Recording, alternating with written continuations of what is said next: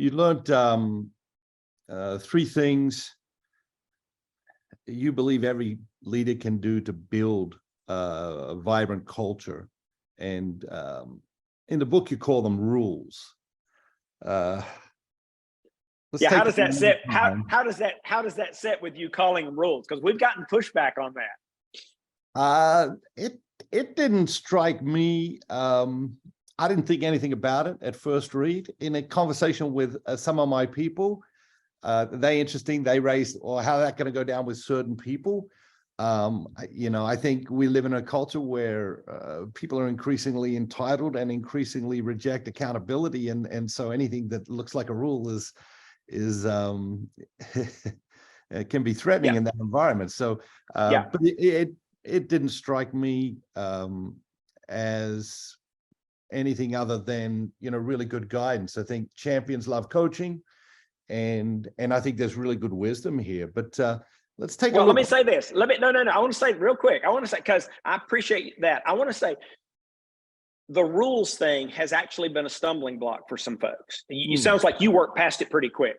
And I said, look, imagine your favorite sport with no rules.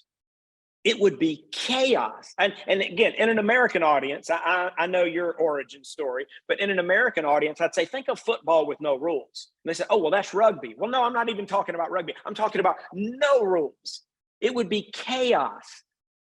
There is no game without rules. And I said, the second thing rules do for you is they tell you how to win.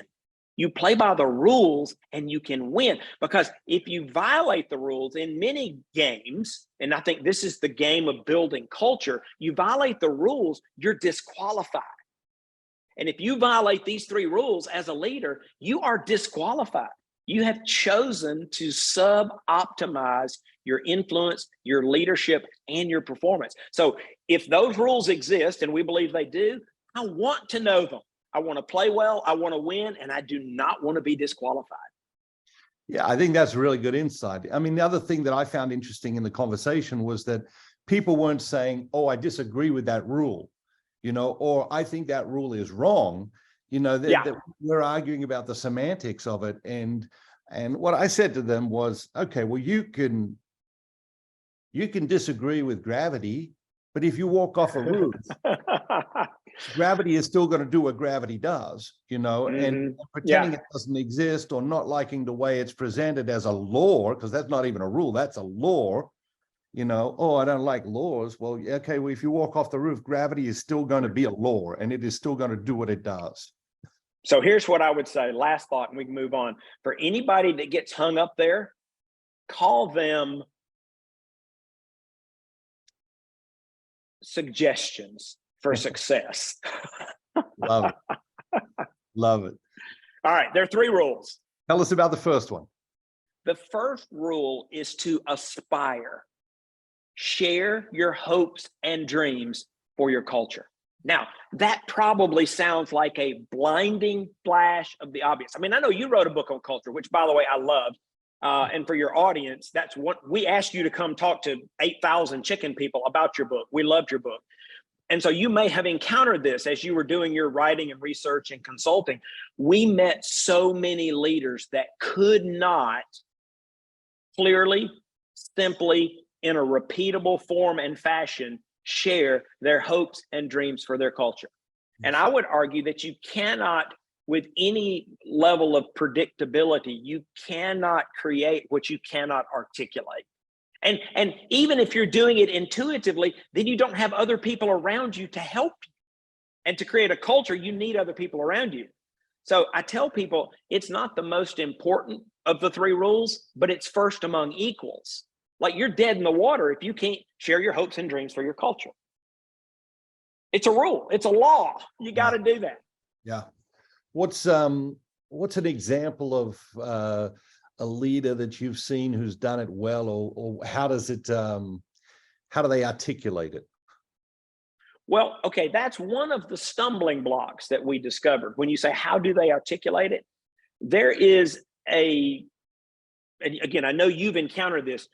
There is so much out there on language there's content, and I know you've written some of this. There's content on purpose and mission and vision and values and ethos. And you have really, really smart people, I know you've encountered this, who fundamentally disagree. Some people use the definition for vision and put it on mission, and some people use the definition of mission and put it on vision, blah, blah, blah, blah, blah, blah. That paralyzes a lot of leaders. And they say, well, do I need all of those? And that's like, listen, all of those are mechanisms to help you do one thing, to share your hopes and dreams for your culture. So you choose. You may have a personal preference or a bias for a mission or a purpose or values. It's like, choose that. And you may want a couple of those, because you can, as you know, parse out the language, and they actually technically mean different things. Yes. But that overwhelms a lot of people, and it confuses a lot of people, because I said at the end of the day, it has to be clear, it has to be simple, and it has to be repeatable.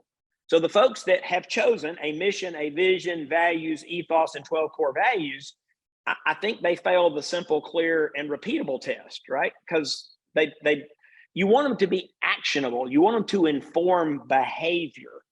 And so I think the biggest challenge I see out there is this confusion / paralysis around language. And here's the last piece of that. Sometimes it's clear in the leader's head and heart. When I say mission, I know what that means. But the people are reading some other thought leader who defines it differently, and then they have a disconnect. So I tell leaders, whatever language you choose, you have to define it for your people and say, here's what I mean by mission. Here's what our mission is, and here's what I mean by mission. So we just see a lot of people get tangled up in that. Interesting. Why do you think it is so hard for leaders to abide by this simplicity that you're promoting? Well, the world wars against simplicity. I think it always has. I think the world is becoming more and more complex. I think that's the world we live in. And yeah, I hope we can chip away at that. And we did this. We just took the content we're talking about right now. We just shared it with almost 9,000 chicken people. The same event you spoke at. We've grown a little bit since you were with us. And we spent 3 days unpacking this. We took 1 day for each rule with those 9,000 people. And this first rule, we translated it to a question. We said, the question is, what are your hopes and dreams for your culture? And so we're trying, again, for those that want it to be more complicated, they can make it as complicated as they want. But at the end of the day, that is the question you're trying to answer, and to help your organization understand your answer. So I'm thinking about this, my wife Maggie and I, now we have 5 children under the age of 13, and I see a lot of parents who are unable to articulate that for their family. I see a lot of coaches, they get the kids together at the beginning of the season. There's baseball, football, soccer, basketball, whatever it is, and they struggle to give sort of, okay, they'll give some, do this, don't do this, don't do that, do this, but they won't give this vision of, okay, this is what we're trying to do here.